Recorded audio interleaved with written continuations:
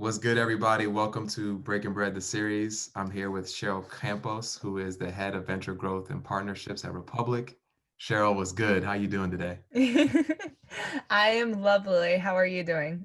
I can't complain. I actually just finished my first winter term or fall term at Michigan. Woo! I know, man. Yes. We Oh, so here. proud of you. Thank you, thank you, thank you.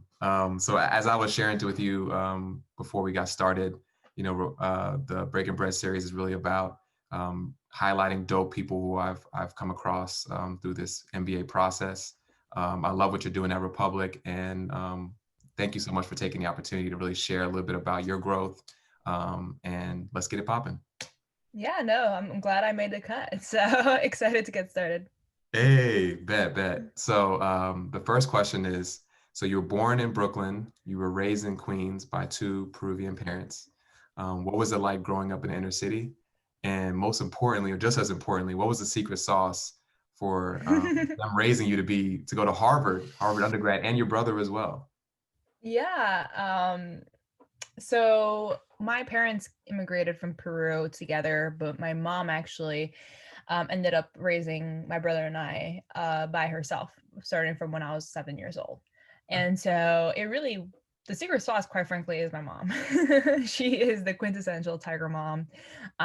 She, I give her true credit in the sense that she has no boundaries in terms of her dreams and goals and aspirations. And it it was so easy for us to become a statistic and to really fit into the box of, like, inner city Latina. Like, I could have, been the stereotype of, being a baby mama, or like not making it to college, and like just, I mean, everyone has their own path, and my mom was just so focused on getting us out of that she knew the way out was through education. She actually found out through a newspaper that Harvard was, quote unquote, the best university in the world. So she like taped that up onto the refrigerator, and like basically to my brother when he was like 5 years old, they were like, "You see this? This is where you're going." Yeah. So that was something that I really take to heart, is the visualization piece. Is that she just knew that with hard work and resiliency and just pure determination that we were going to get to Harvard. So um, my brother went and blazed the path first, right? And then it was the pressure on me to deliver. To be honest, there was really no other option. Like, if I did not get it, like, my mom would forever banish me.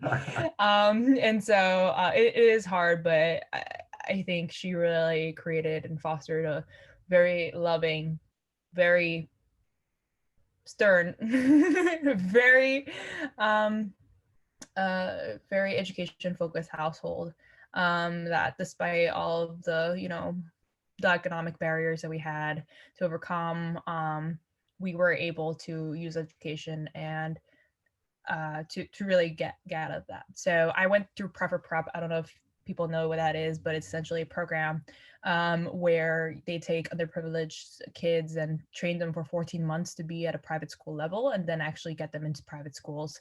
And so I was able to go and get a scholarship at an all girls school, and then through that, it prepared me for what would it be like at Harvard. So yeah, that's kind of a little bit about my my background, and shout out to my mom, because I say this at every interview, like, she should be the one here telling her story, because I mean, to have gone through what she's gone through, like, she deserves the world. And so that's my goal one day, is to give her that. That is amazing. I did not know that story. And you said you went to an all girls school. Was that like a boarding school, or was it just like a? No, it was an independent school, a day school. So I actually had to travel like an hour and a half one way every single day. So right now it's 27 degrees and a snowstorm, and I would have had to gone through that to Oh, have gone to school. And yeah, especially living in Brooklyn and then Queens and then the Bronx, all during high school. Yeah, it was pretty challenging, but that was the determination and resiliency, that day to day commitment to education, that really got us to where we want to be. yeah, and that commitment still holds true. So you went to Harvard and you majored in finance, and then you started off your career in investment banking. Just curious to hear what that was like navigating that culture, being a woman and being Latina. Yeah, so I majored in economics, and my junior summer I interned at Barclays in the financial institutions group. I essentially knew that given how my brother chose the path to become a doctor, which by the way, like he during these COVID times, he's like saving lives and like being at the hospital all the time. So he's the one doing the real work out here. I knew that he was also going to be in debt for forever. And so I was like, let me make sure we're taking care of our mom and becoming the breadwinner of our family. And so the best way I knew how was through banking, and so that's why I went for my internship and I was able to get a full time offer, and then joined the only Latina in my banking class, which was like 140-150 people, Wow. which I mean is daunting, but at the same time, I just felt like I just had to put my head down and do the work. And so I was able to be part of 8 deals totaling $8 billion.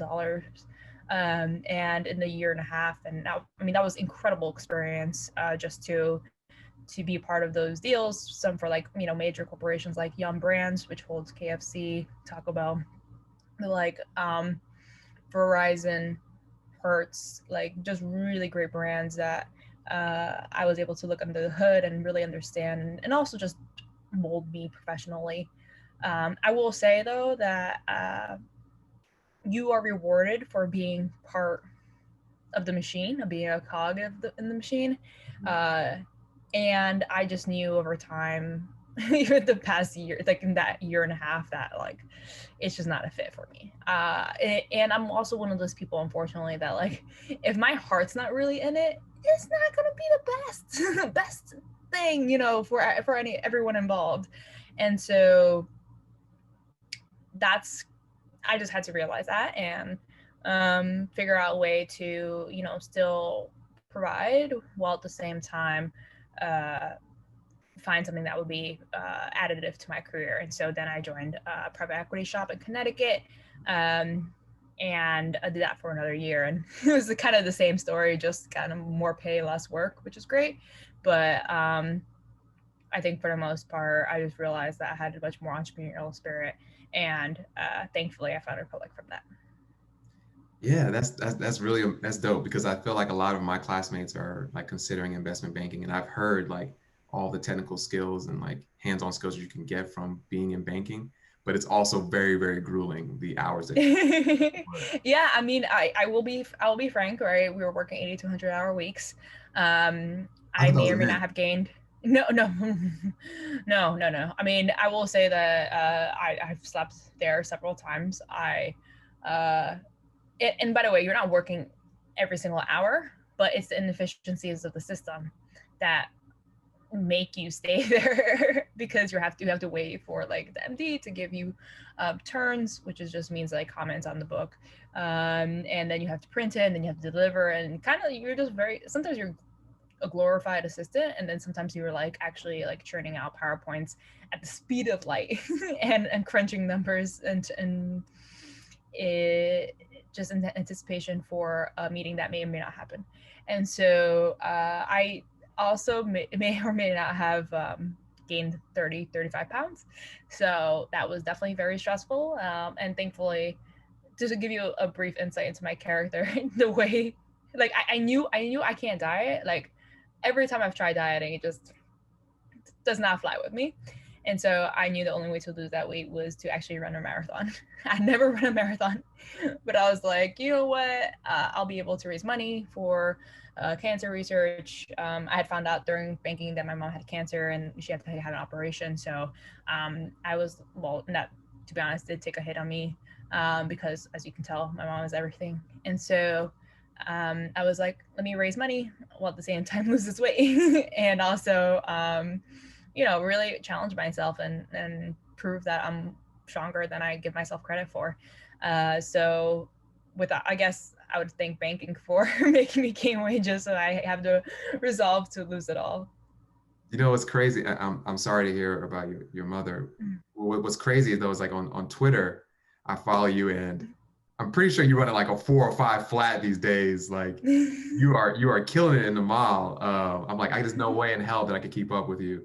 Oh no. It's dope that you Thanks. kind of kept that, like you did the marathon. Now you continue to continue to run it and keep yourself. Yeah, I mean, I definitely have been more consistent given COVID just because it's the only time I really go out is to run and give me a little bit of peace of mind in a time where we're all just glued to our screens. So keeps me grounded, keeps me in shape for sure, especially when you're doing that late night Netflix binging and you're just like, let me just grab this candy that doesn't really matter. And then like next day you're like, this is not gonna fly. So Right. yeah, it's good. I'll run it off tomorrow. I feel you on that. I know, right? But so you mentioned that you went to the PE firm and then you went to Republic. So for those who don't know, like what is Republic and like how is it democratizing access to startups for people like you and I? Yeah, so Republic, you just go to our website, republic.co. We are a platform that allows anyone, so the listener right now, invest in startups. So startups are high risk because 90% of them fail, but they're also higher reward for the 10 that don't. And so we essentially in 2016, after Title III of the Jobs Act, it finally allowed non-accredited investors, so people that didn't have a net worth of $1 million or annual income of 200K for the past 2 years, um, you know, basically rich people, uh, basically allowed non-rich people to go and invest in this risky asset class. And so that's something where I am so blessed that we are living a time where now we're able to really vote with our dollars, really give companies that we're already building as by being a customer and actually go and invest in them. And I think that's going to be the next wave because people are starting to realize that they're making companies rich and what are they getting in return.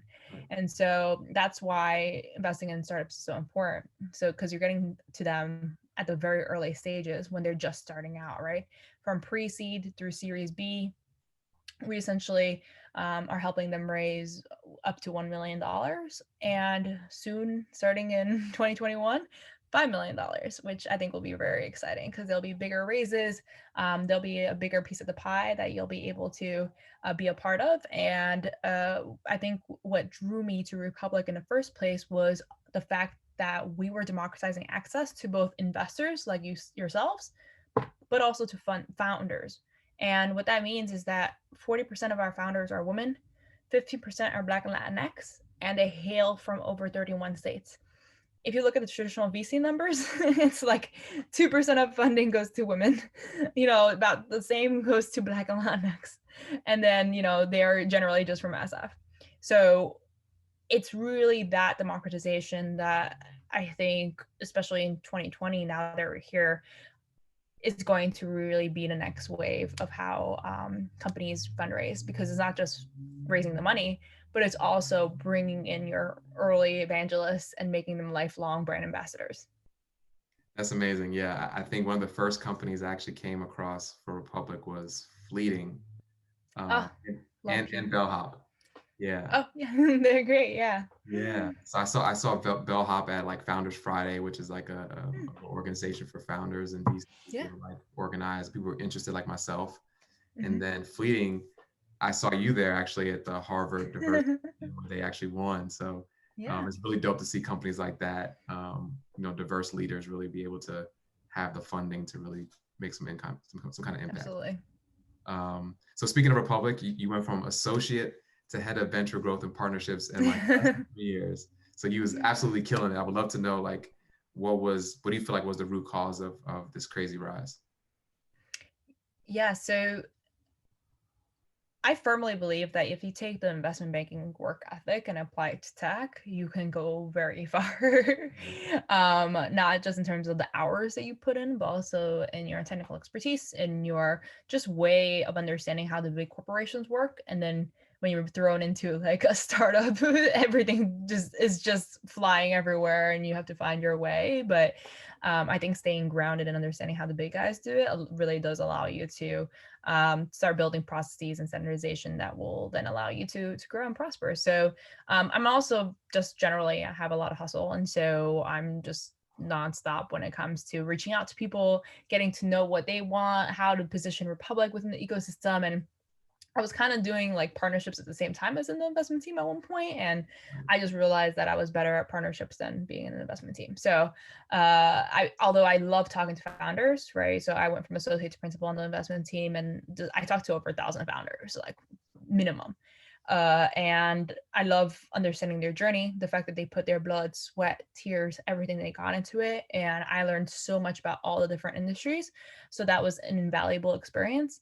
At the same time, I also started doing partnerships. So working with venture capitalists, accelerators, ecosystem players to really understand how we could work together and achieve mutually beneficial partnerships. So that's been my goal. And because I don't stop, it's just over time snowballed, and the seeds that I've sown a year ago, 2 years ago are finally starting to bear fruit. And so we've been able to not only create the venture partner program, which is more for folks that are aligned in our mission and want to get involved more actively with Republic. They're the ones who have brought in the majority of their deals. Actually, about 60% of them have been supporting underrepresented founders, which is incredible.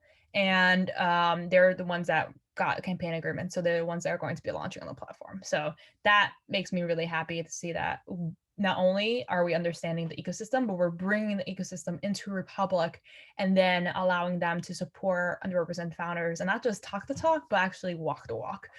This year has been a lot of, I see like VC, I'm not gonna lie, is a lot of smoke and mirrors sometimes. And so to really understand like whether someone is posturing or not, I think venture partner program was a great way to see who's real, and also who we think could be part of it in the future. And so just getting a standardized program together, I thought was key in making sure that we're building a community at a time where we're all siloed in our homes.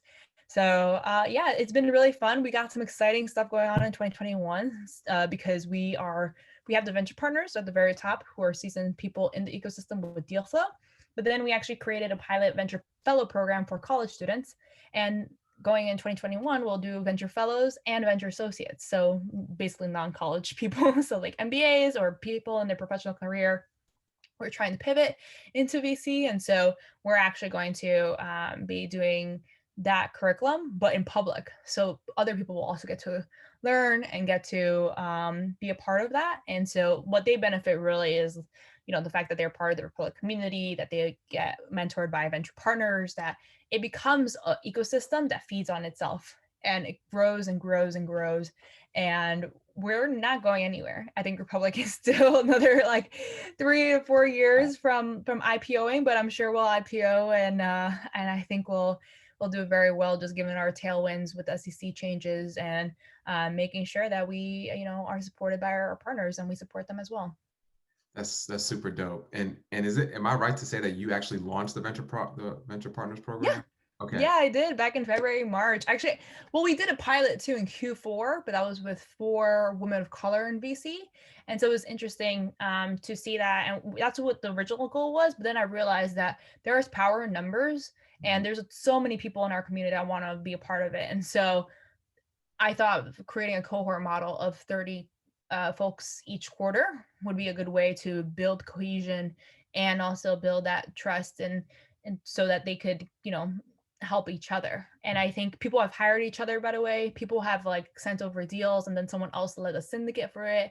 There have been so many synergies around bringing good people together. So when, good people come together, good things happen. And that's really kind of the motto of the venture partner program. And so to that point, like you did a pilot before and then it grew to 98. Yeah, exactly. We should have added 2 more just so that's 100, like, but 98 for now. You couldn't I'm messing with you. Yeah, it's okay. You did this all during the pandemic though, right? Because you launched it, you said in March. Yes. No, that's crazy. Like you didn't like, you know what? It is what it is. We're going to keep moving. I think that's I mean, so it was a crisis, right? COVID, but I think it's also opportunity. And I've realized that that's where I do best is under pressure, which I guess comes from my banking days and even just from my my time growing up. Yeah. So interesting too. You mentioned like when you were at, I think you were a principal or whatever at Republic, and you were on the investor side. You had met about 1,000 investors, and Hmm. I'm really curious. Like, what is your forum to finding investors for people who are trying to break into VC as well? Like, what are some things that they Oh, can I talked to 1,000 founders. Sorry. founders? Excuse me, 1,000 founders. But like, what is that? What was how did you go about seeking those founders? Were I know a lot of people are on Twitter or like on Medium or like what are the things that you're Oh like, my God, I did not start my Twitter game until March of this year too. I was just okay. lonely, so I was like, oh no, I'm an extrovert. What do I do if I'm not in events? And so I was like, I guess I'll go on Twitter, and yeah, that's how it happened that way. No, I definitely did a lot of cold outbound because I'm shameless when it comes to um just finding companies, seeing if they're fit for Republic, reaching out, getting them on a phone call, having I think Republic's biggest hurdle is education. People just don't know we exist. And so it's been something where once people figure that out, they're like, oh, that makes a lot of sense, right? And so then they can decide if this is the right capital source for them. Uh, let's be clear, like, we are just one tool in the capital continuum, right? We are just one aspect. And so people always think, oh, it's VC or bust. And my theory is that VCs have just done a really good job of promoting themselves and making them seem sexy. But in reality, 90% of companies are not a fit for VC. So why are we doing them the service by like having VC as a standard, right? If anything, it should be alternative funding sources like Republic, maybe rewards crowdfunding. It could be debt, revenue share, all of these other things that make sense for different types of businesses. And so the more that we can educate folks on the fact that we're here if we need them, sorry, if they need us, and also if they're just the right fit, right? Republic is very curated, so less than 3% of companies that apply to us actually end up launching a campaign. So we are pretty selective. We're like I think we have a responsibility to our investor side to give them the best companies that we believe will IPO or get acquired, because that's how you get a profit as well. Um, and so that's really something where the more that we educate people and that they're aware that Republic exists, the more that then we go ahead and have those conversations where we decide whether or not they can launch on the platform. So just TLDR, I was shameless. I talked to a ton of people, and then over time, those founders would refer others, and so it's that real snowball effect over time comes into effect. Plus, also I joined two other things. So I'm actually a scout for Lightspeed now, which is one of the top tier venture funds, and I'm an investment partner at the Community Fund, which is a $5 million fund backed by Flybridge, which allows 10 investment partners to buddy up and lead deals. So I've written 2 deals through that. My investment thesis is improving people's lives and well-being. So specifically Femtech and Silvertech. Femtech just means, you know, uh, digital health services that support or improve women's lives, and as well as Silvertech, which means that it's improving the quality of life of elderly folk. So yeah. How did you go about like identifying that those were the two that you wanted to be focused on? Yeah. So for me, I just realized over time that I like to invest in companies that I understand. So in terms of femtech, I'm a woman. I see how my life could be improved by all these services that I'm vetting as potential investments.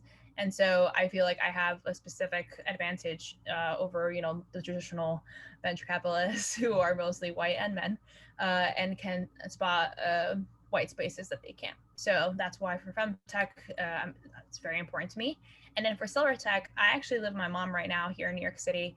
I was able to buy this house, so I just finished paying it off, which was, I think, definitely something that was awesome to finally have, given that we always rented our entire lives. So but that also means that I'm seeing her age in real time, which I think quite frankly breaks my heart, because you always see your parents like as how you saw them when they were little, when you were little. And so my mom's not the 39-year-old that I remember. She's now 58. And yeah, just I want her to live the best life she can. And so if I can invest in startups that would help her do that, I think that would be fantastic. Plus, let's be real, like we're all getting old in real time too. Like my knees click now every time like I bend down for something. So like it's not the best. And so that's why I think these two industries in general are fantastic to focus on. Plus, just when I say broadly improving people's lives and well-being, I want to look at overlooked communities. So I actually just invested in a app called Hickey, which is a friendship dating and community app for autistic folks. And this is just an example, guys. Like a lot of times founders will say, yeah, we have no competition, or like our competition is like, you know, not really relevant, blah, blah. Literally they have like no real competition. And I took hours literally like figuring out, you know, what the landscape was like. And so to really have a population, a piece of the population that is so severely under resourced, I think is something that we actively need to focus on. And so that's why I was able to deploy a check through a community fund for hiking. That's awesome. And could you provide, do you have like an example of a company that's in like the silver tech space, just for like people who are interested in this? Yes, yeah. So there are different verticals. The three verticals that I'm interested in is like aging in place. So, you know, there's Papa, which is Miami-based startup that really helps bring college kids to elder people, so that they're not, so that they can help them, you know, with chores and other things. And they're actually creating a virtual platform right now. The second one is combating loneliness and isolation. So, like anything that helps them feel like they're part of a community. There's like a quote unquote clubhouse for senior folks, and couple Yeah. other things that I've seen along the way. And then last but not least is menopause. The more I do research on menopause, the more I realize that we have the same treatments that we had like 50 years ago for things that, you know, affect, you know, women, every single woman. Like menopause is one of them, where it's just hot flashes. Like the only thing you can do is really just put a rag and that's it. And it's like, wow, like we haven't advanced from that. And so anything that helps with menopause, like losing hair, there's one that's called Better Not Younger, that's really good for that. There's also one that's like incontinence, and just things that you like. There's another company called Hazel, which is creating like fashionable disposable diapers, which after a while you kind of need as we get older. And so yeah, it's those types of things that improve people's quality of life, that will hopefully help us live better lives ourselves. That's super dope. Like, and I think you like expanded my thoughts about what silver tech is. Yeah. I've heard of like the Geek Squad for Yes. I I love that think one too. Can that do might have been tech. you. Yeah, I know exactly. Like just they are essentially, yeah, Geek Squad for seniors. So they actually have their own method of like teaching seniors how to use the technology. They're able to program phones so that it gets to them in a very accessible way. You know, not the font doesn't look like this, it's much bigger. And like it's those small things that really um, allow them to feel seen. Like we just get more and more lonely over time, and our circles get smaller and smaller, but rightfully so. But like but you know, when your circle becomes one, then it's something that we have to make sure that we're taking care of our elders. I think the one thing that caught me about that is too is that and I don't know if you mentioned this, but like they're trained on like patience too with like dealing with older folks in terms of like the technology. Uh, Oh yeah, patience is key. Yeah, absolutely. Patience is key, 100%. So yeah, let's jump right real quick into a lightning round. So Awesome, let's do it. first question is Forbes 30 under 30 came out with their investors, and no Latinx people were mentioned. Curious your thoughts, and if you had a vote, who would you have put in? So I'm not surprised, right? The numbers for Latinx investors in VC are incredibly low. I think the last thing I saw was like there's like 3% Latinos and like less than 1% Latinas. So it's just absolutely crazy to see. Um, I I mean, I would have nominated myself, but if I think like I think quite frankly, um, the people that generally do it are the ones that are much more forward facing and like want that exposure and that title. I wasn't really focused on that. I think real G's moving sounds like lasagna. So like Hey. you know, like that's usually my motto, is just like I put my head down, do the things, and I come up with the results. So I just don't think that even like this year I would have nominated myself, but maybe next year, now that I, you know, now have all these 3 roles and I'm focused on executing properly. And so then if I do have those results, I might add myself in. And you can maybe nominate me. I'm gonna say, can we just nominate you? That'd be bad. Yeah. Say less. Anyone can. Yeah. Okay, say less. Then we're gonna nominate you. It's already done. Okay. What has been your favorite purchase thus far during the pandemic?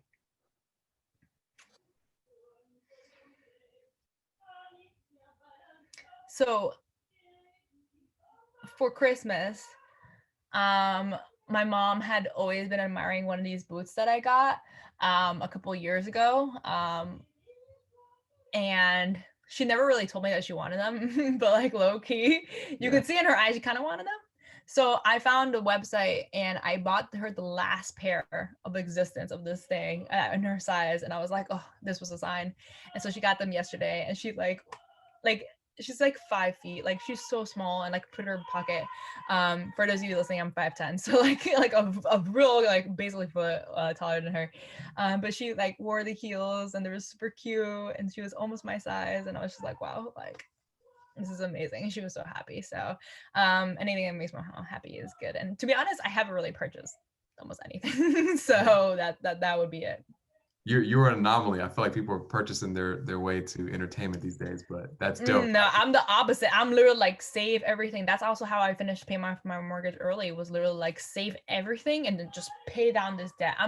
It's really interesting how I understand how debt can be used as a financial instrument for businesses, and you know, just how people, you know, can get ahead.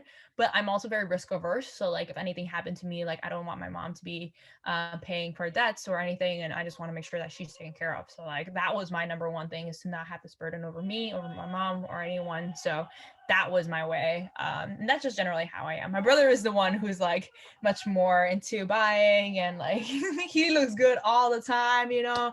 I'm the opposite. You'll generally see me in like my zebra pajamas, like with a little hoodie and like my Girl, glasses, stop. like so yeah. That's hilarious, though. I mean, but that's dope. I mean, I appreciate you sharing that insight, because I think people need to hear that, like, especially trying to get into VC or just want to have some type of financial acumen, like understanding how debt can be a hindrance or a propellant, like, makes total sense. So, like, Yeah. appreciate you sharing that for sure. The last question I have for you, you already kind of already said it, I feel like, but what is a music line, a music lyric or movie line that you live by? Oh, I did. Yeah, that's what I thought. My bad. Okay. Oh yeah. No, I quote that all the time. I think that's how I've operated. I also think I'm just Latino superstitious. I don't know if you have ever heard of like the evil eye or mal ojo. But essentially that means that like if people know what you're doing, they can be like envious or jealous enough that they might ruin your plans. And so I operate like that. And so like I'm usually trying not to tell my plans, because then if I do, then it might not happen, quite frankly. And so that's why I like to keep things secret, and then afterwards tell people. And so there are so many things that I, you know, haven't said, but I think in 2021 you'll see some big moves, so get excited. That's what's up. And I feel like I didn't know that, but I feel like I live that way as well. Like my friends are like, dude, you never even told us you were about to do this. And I was like, Right. I just don't, I want you to see it, like, but it pops up is when you'll know. Like, Exactly. so any parting words before we end the series?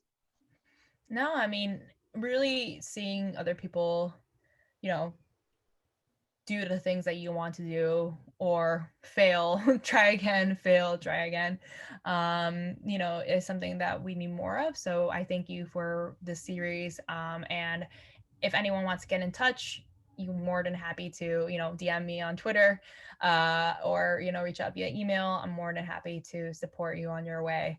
And, get more representation out here. I think we need it. Definitely follow her on Twitter. And thank you again, Cheryl. I really appreciate it for your time. Take No care. worries, Justin. Take care. Bye.